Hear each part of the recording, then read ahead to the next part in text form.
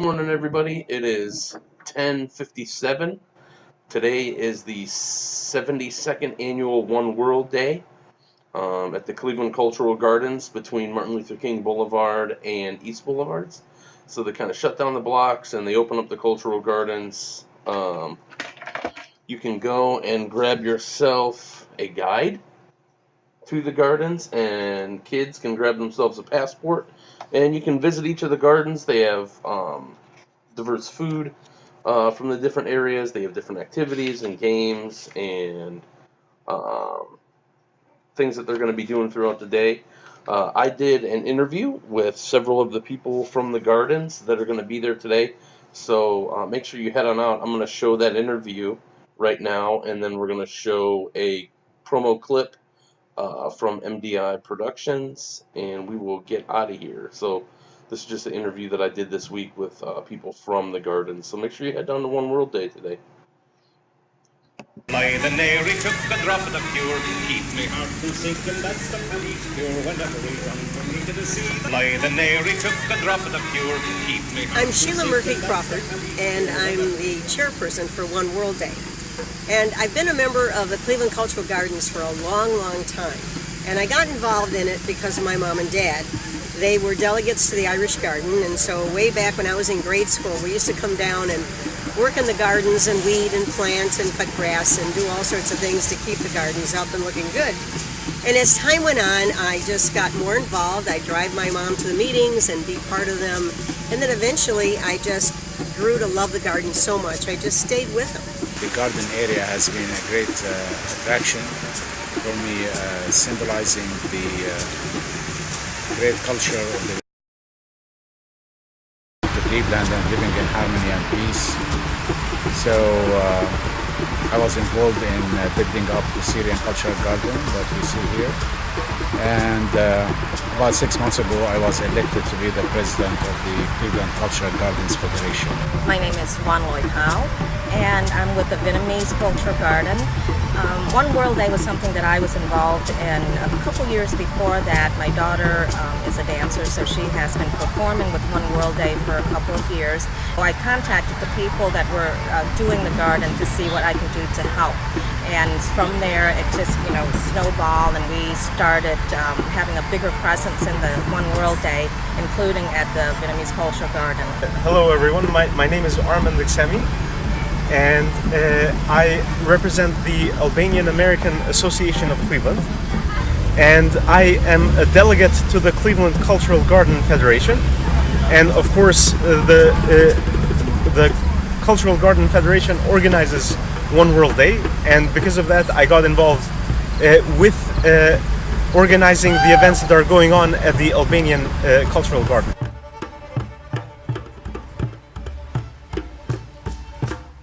The Irish Garden was first started in 1939, so it's got a great long history to it. And it's built in the shape of a Celtic cross, which is very much indigenous to the symbolism of Ireland and what Ireland is all about. So you really need to get inside the garden to see what it has to offer. And over the years, it remained pretty much the same. We just worked on the plantings, some of which were from Ireland, which we tried to do. And then eventually in the 2000s, it really needed a restoration. By that time, it had been 70 years old. Some of the bushes had really just overgrown themselves. So we went in 2007 and did a huge restoration. We added the water fountain, which is a replica of the fountain in Dublin, Ireland, outside of St. Patrick's Cathedral. Added statues and monuments and honoring the poets and the writers of Ireland. So we're very, very happy with how it looks. And the garden part is beautiful. The flowers and the bushes and the trees are just lovely. When we built this garden, we looked at the major historic sites in Syria. And actually we asked the graduate students from the architect department, faculty, to submit proposals for this, and they send us their proposals that symbolize the major parts of Syrian history. So as you see there, the staircases coming from the upper East Boulevard, they represent the cascade of history. Syria was considered the cradle of civilization. And then you come into the big arch of triumph of Palmyra. Palmyra is a major historic city in the middle of Syria, and this arch symbolizes the Syrian history in the past. And unfortunately, ISIS destroyed it about a year ago. So it's standing tall here in Cleveland, and we're very proud of it. The Vietnamese Garden is one of the future gardens in the string of gardens along Martin Luther King. There's about 6 to 10 future gardens. So we have a plot that's designated towards the north end of Martin Luther King Boulevard, right after the Albanian Garden. We are in the planning stage, which means we're fundraising, we're creating a plan that includes everything that we want to talk about. And what's important about the Vietnamese Garden, we love the fact that it's not political. It celebrates the culture of Vietnam. We don't want people to think of Vietnam as a war anymore, but more of how beautiful the country is, how resilient the people are. So we want a garden that celebrates the culture itself. The Albanian Garden is very beautiful. We have a 8-foot statue of Mother Teresa, who, as some of you may know, is of Albanian heritage. And we also have a beautiful fountain on the upper level of the garden. It's very beautiful landscaping, plenty of shade, plenty of trees and flowers, and I recommend everyone to stop by and take a look.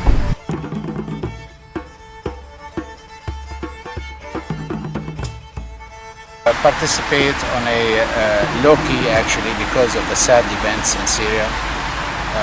So there will be few people from the community here, and we'll have maybe some soft music.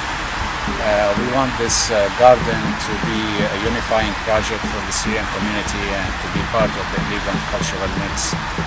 And we're very proud of it, and it's serving its role as such. I always love the parade of flags, and that's when all the nationalities in Cleveland who are here wear their ethnic dress and get in the parade with music, and they march through the gardens to the main stage.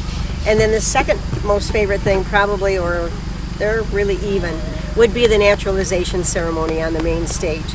And that's where the new immigrants from all over the world come and become American citizens right there in the heart and the warmth of all the other nationalities from Cleveland who welcome them.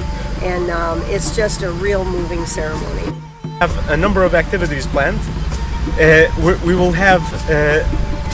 will play traditional Albanian music. We have a DJ coming in, and we're also supposed to have 2 live Albanian drummers that will put on a great show. We also will have traditional Albanian dance called the Vala dance. We will also have some educational activities where we'll talk about our rich culture and history. And most importantly, we're going to have a lot of delicious food. The One World Day specifically, I am in charge of the passport to peace, which is a very popular activity for all the festival goers. It's really popular with kids of all ages. It's a book that looks like a passport, and in it you've got all the countries that are represented in the garden. And festival goers would go to each one of the garden, learn a little bit about the nationality and its cultures, and get stamped just like any passport book. So the goal of the day is to take that passport book to each and every garden that's represented here, get as many of the books stamped as possible, and then get a prize at the end. It's a fun way to learn about different cultures in the garden.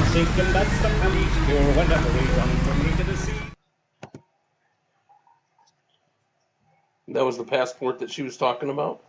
So make sure you head down there, get one of these, and check out as many of the gardens as you'd like. It is a great event, and we appreciate them working with us.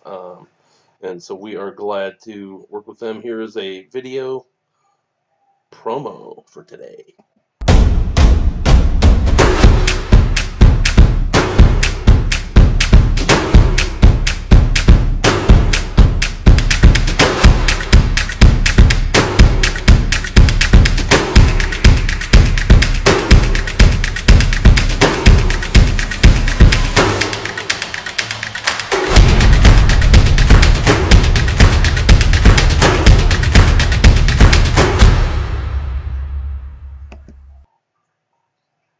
Alright guys, I'm out of here. I will see you later, and hopefully I'll see you down there at the gardens.